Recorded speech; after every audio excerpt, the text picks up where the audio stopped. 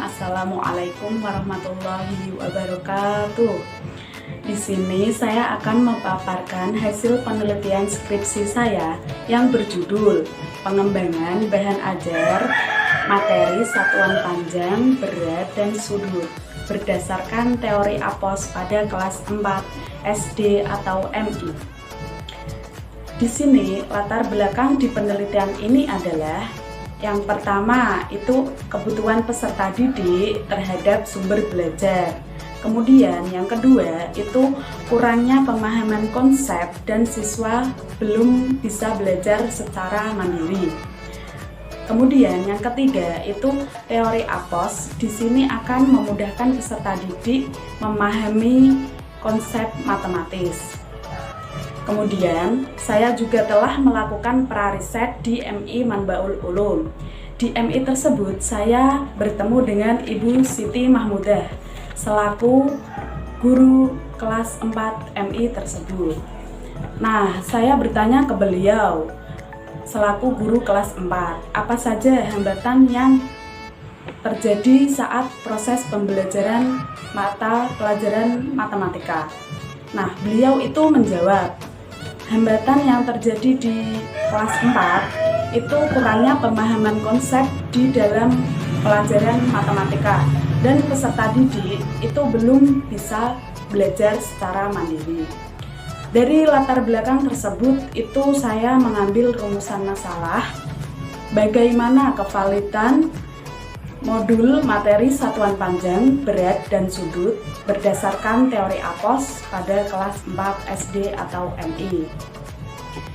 Nah, kemudian tujuan dari penelitian ini adalah itu dapat mengetahui kevalidan modul materi satuan panjang, berat, dan sudut berdasarkan teori APOS pada kelas 4 SD atau MI dan dapat menghasilkan sebuah produk yaitu modul berdasarkan teori APOS.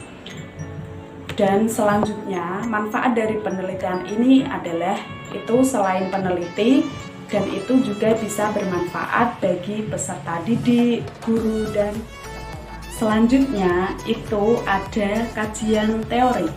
Saya akan memaparkan bahan ajar, modul, karakteristik modul, dan teori APOS. Yang pertama, bahan ajar yaitu segala bentuk bahan yang digunakan untuk membantu guru atau pengajar dalam melaksanakan kegiatan belajar mengajar. Kemudian, modul yaitu buku yang ditulis dengan tujuan peserta didik belajar secara mandiri tanpa atau dengan bimbingan orang lain. Nah, di sini ada karakteristik modul. Itu ada 5, yaitu yang pertama itu ada self instruction. Itu adalah modul yang dapat digunakan secara mandiri oleh siapapun. Kemudian yang kedua ada self contained. Itu di dalamnya terdapat materi untuk dari bab yang dibahasnya. Yang ketiga itu ada stand alone. Modul dapat digunakan secara mandiri tanpa bantuan media yang lain. Kemudian yang keempat ada adaptif. Modul ini mengikuti pengembangan dan teknologi pada saat itu. Terus yang terakhir itu ada user friendly. Itu yang kelima. Artinya itu memakai bahasa yang mudah dipahami untuk orang yang akan menggunakan modul itu. Kemudian di sini saya akan menjelaskan teori APOS. Nah, teori APOS di sini yaitu teori yang digunakan untuk mengetahui tingkat pemahaman konsep pada peserta didik.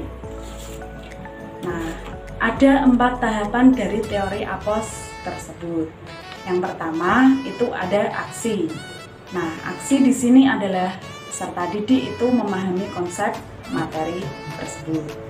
Yang kedua itu ada proses, yaitu proses peserta didik sudah bisa memahami materi tanpa bantuan atau rangsangan dari luar. Yang ketiga ada objek. Nah, di sini peserta didik itu sudah dapat memahami konsep dan peserta didik itu bisa menjelaskan apa yang sudah dia pahami. Kemudian yang keempat itu adalah skema. Nah, peserta didik itu membentuk kerangka berpikir peserta didik dalam menyelesaikan masalah yang berhubungan dengan konsep yang dipelajarinya. Kemudian untuk materi satuan panjang, berat, dan sudut, saya akan menjelaskannya sedikit. Nah, yang pertama ada satuan panjang. Itu adalah hasil pengukuran panjang. Contohnya itu dalam kegiatan sehari-hari itu ketika kita seperti mengukur misalnya buku tulis itu dengan menggunakan penggaris.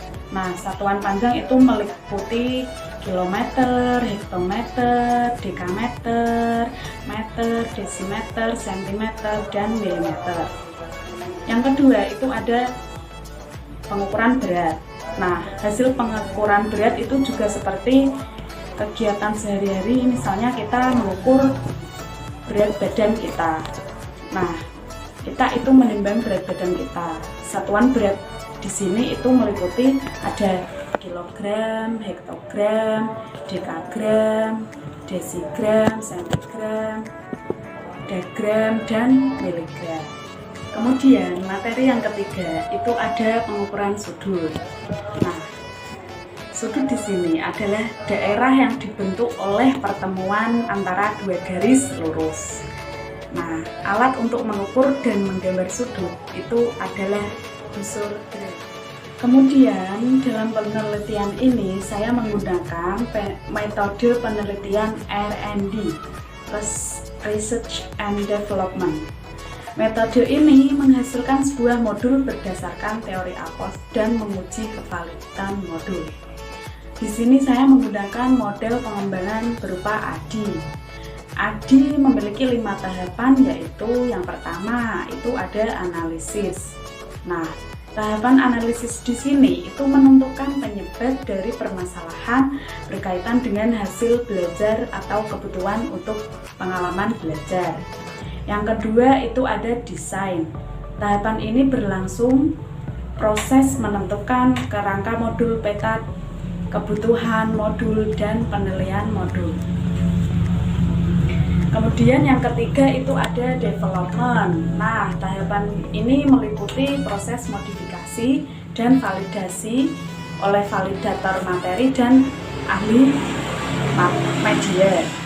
Apabila dari rancangan itu perlu direvisi dan diperbaiki, maka dilakukan pada tahapan development ini.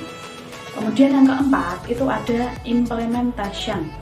Nah, tahapan ini proses uji coba modul matematika, materi satuan panjang, berat, dan sudut berdasarkan teori APOS untuk peserta didik. Uji coba dilakukan dengan skala kecil. Kemudian yang terakhir itu ada evaluation. Nah, tahapan ini itu proses penilaian terhadap peserta didik itu dilakukan pada tahapan ini dilakukan penilaian sumatif. Nah, di sini saya mengumpulkan data melalui wawancara, angket, dan dokumentasi. Wawancara di sini itu saya lakukan di MI Manbaul Ulum Trogorejo Karangawen Demak pada tanggal 4 Februari 2020. Nah, angket ini diberikan untuk validasi modul dan penilaian uji coba peserta didik. Kemudian yang terakhir itu ada dokumentasi. Dokumentasi di sini itu digunakan sebagai alat bukti bahwa kegiatan wawancara dan juga uji coba tersebut itu sudah dilaksanakan. Kemudian ada hasil validasi dari ahli materi, yaitu Ibu Ulia Fitriani. Dari validator ahli materi itu mendapatkan penilaian sebesar 4,2 dengan presentase 85% dan modul satuan panjang, berat, dan sudut berdasarkan teori APOS itu dikategorikan sangat layak. Nah, kemudian hasil validasi dari ahli media, yaitu Ibu Zulaiha. Ahli media sendiri itu mendapatkan penilaian sebesar 4,5 dengan presentase 91%. Dan modul satuan panjang, berat, dan sudut berdasarkan teori APOS itu dikategorikan sangat layak.